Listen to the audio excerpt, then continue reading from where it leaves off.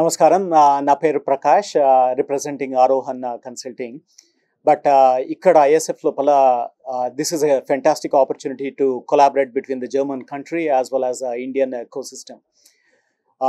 పెద్దలందరూ మాట్లాడారు. స్టార్టప్స్ అనేది is actually going to be the back bone for any countries economies, right? And మనము dividend అంటున్నాము, population dividend అంటున్నాము, బట్ వీళ్ళందరికీ యాక్చువల్లీ ఒక మంచి ఉద్యోగ రీత్యా కానీ లేకపోతే కనుక ఒక మంచి ప్రోడక్ట్, సర్వీస్, సొల్యూషన్ ఇచ్చేది. We have the ideas, we have the drive, we have the zeal, we have that kind of the fire in the belly.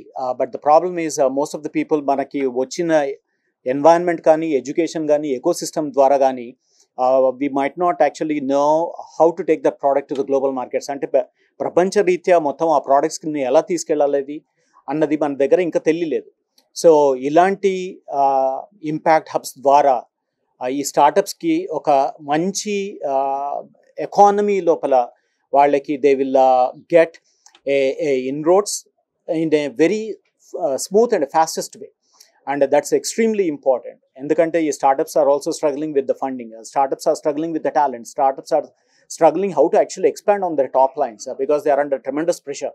వాళ్ళు ప్రోడక్ట్స్ని తయారు చేయాలా లేకపోతే అది ఎలా అమ్మాలన్నది, if they are stretching too thin, at least ఈ ఇంపాక్ట్ హబ్ ద్వారా ఆర్ ఈ ఇట్లాంటి ఫౌండేషన్స్ ద్వారా ఒక part of the problem is being at least being reduced, ఆ కాంప్లెక్సిటీ తగ్గుతుంది.